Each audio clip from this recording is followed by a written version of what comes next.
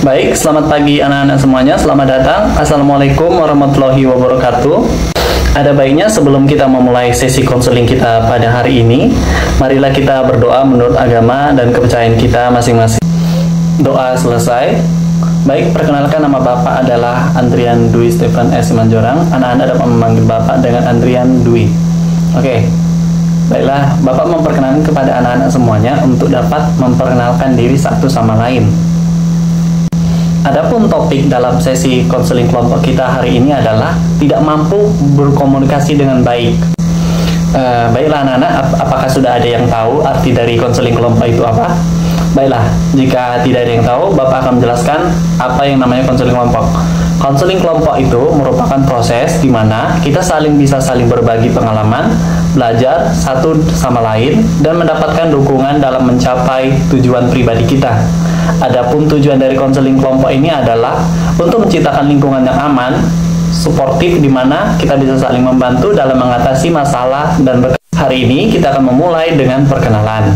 Kemudian kita lanjutkan dengan sesi ice breaking untuk mencairkan suasana. Setelah itu kita akan masuk ke diskusi utama kita dan akhirnya kita menutup dengan refleksi. Ada beberapa peraturan yang perlu kita ikuti. Yang pertama, yang merupakan rahasia utama. Apapun yang kita bahas di sini, cukup di sini, jangan sampai dibahas lagi di luar. Yang berikutnya adalah kejujuran. Kejujuran adalah kunci. Kita harus berani jujur pada diri sendiri dan pada orang lain juga. Yang ketiga adalah saling menghargai. Kita harus bisa menghargai pendapat orang.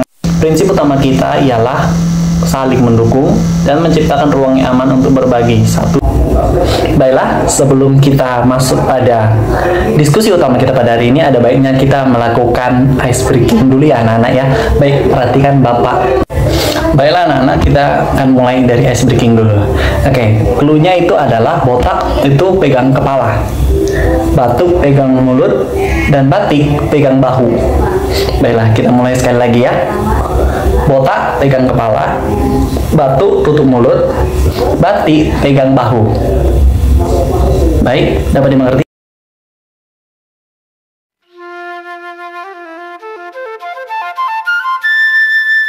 Baiklah, sebelumnya apakah sudah ada yang tahu apa arti dari tidak mampu berkomunikasi dengan baik?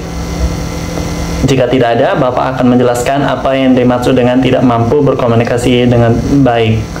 Tidak mampu berkomunikasi dengan baik mengacu pada kesulitan atau ketidakmampuan seseorang untuk menyampaikan atau menerima pesan secara efektif. Ini dapat berbentuk seperti kesulitan untuk mengungkapkan pikiran. Seseorang mungkin merasa sulit untuk mengartikulasikan ide atau perasaan yang ia rasakan dengan jelas dan tepat. Yang berikutnya adalah masalah mendengar. Kesulitan dalam memahami apa yang dikatakan orang lain, termasuk menangkap inti pesan dan niat baik kata-kata tersebut. Ketidakmampuan untuk membaca bahasa sosial seperti bahasa tubuh dan ekspresi wajah penting dalam komunikasi. Stres, kecemasan, ataupun gangguan psikologis lainnya dapat menghambat kemampuan seseorang untuk berkomunikasi dengan efektif. Komunikasi yang baik merupakan komunikasi yang timbal balik. Ada proses di mana seseorang berbicara dan mendengarkan. Namun, ada juga beberapa orang yang kesulitan untuk berkomunikasi. Terkadang, orang tersebut terlalu memikirkan apa yang akan dipikirkan lawan bicaranya. Meskipun hal tersebut juga perlu dipertimbangkan ketika memilah kata-kata dalam berbicara. Akan tetapi juga terlalu berlebihan justru untuk mempersulit diri dan membuat diri menjadi overthinking atas hal-hal yang sebelumnya belum terjadi. Maka dari itu, untuk dapat meningkatkan kualitas kemampuan seseorang berkomunikasi, ada beberapa hal yang perlu diperhatikan. Baiklah anak-anak, Bapak akan menjelaskan beberapa cara untuk meningkatkan skill komunikasi. Berikut beberapa hal yang perlu diperhatikan, seperti menyampaikan tujuan dengan jelas, tidak perlu banyak memikirkan sesuatu hal yang tidak dapat dikontrol, meningkatkan rasa percaya diri, mendengarkan, menghargai, memperhatikan dan menanggapi apa yang dibicarakan lawan dengan baik, menerapkan keterbukaan dan kejujuran, tidak fokus pada pembicaraan diri sendiri, dan menjadikan komunikasi yang hangat. Yang pertama, kita harus mendengarkan dengan aktif. Kemampuan yang mendengar yang baik dapat membantu melancarkan dalam berkomunikasi dengan orang lain. Jadi pastikan kamu menjadi pendengar yang baik. Yang berikutnya adalah berusaha memahami minat dan preferensi audiens. Dapat membantu kita menciptakan komunikasi yang harmonis. Ini bisa dilatih dan mengasah empati. Kita harus menghindari yang namanya memotong pembicaraan orang lain atau interupsi saat orang berbicara, agar kita dapat mampu memahami pesan yang disampaikan oleh lawan bicara kita dan memberikan respon yang memikirkan hal yang akan diucapkan. Salah satu cara untuk meningkatkan kemampuan komunikasi agar kita bisa menjadi lebih baik ialah berpikir tentang hal yang akan kita ucapkan sebelumnya, untuk menghindari ucapan spontan atau kasar. Yang berikutnya adalah menyampaikan ide dengan jelas dan singkat. Penting untuk tidak bertele-tele atau basa-basi ketika berbicara atau menyampaikan ide, agar pendengar kita dapat Yang berikutnya adalah belajar berbicara di depan umum untuk menghadapi situasi yang mengharuskan kita untuk berbicara di depan orang banyak, dan dapat menjadi momen yang baik dalam meningkatkan kemampuan komunikasi kita. Dan yang terakhir adalah memperhatikan nada atau intonasi. Dalam berkomunikasi, selalu memperhatikan nada dan intonasi. Ini bisa mempengaruhi emosi atau perasaan dari lawan bicara kita yang dapat pesan yang kita.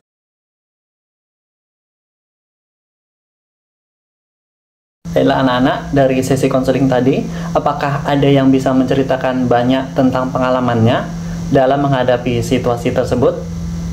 Pada sesi konseling ini kita sudah membahas banyak hal hari ini. Sebutkan beberapa poin yang penting menurut kalian. Baiklah anak-anak, sebelum kita mengakhiri sesi konseling kita pada hari ini, Bapak ingin menunjukkan sebuah video motivasi belajar untuk kalian, untuk menambahkan rasa semangat kalian dalam berbelajar, untuk menimba ilmu sebanyak mungkin dan meraih pendidikan setinggi mungkin. Baiklah anak-anak, langsung saja. Semangat saya itu datang atas keyakinan dan kesadaran bahwa saya ini manusia, produk dari masyarakat di mana saya hidup.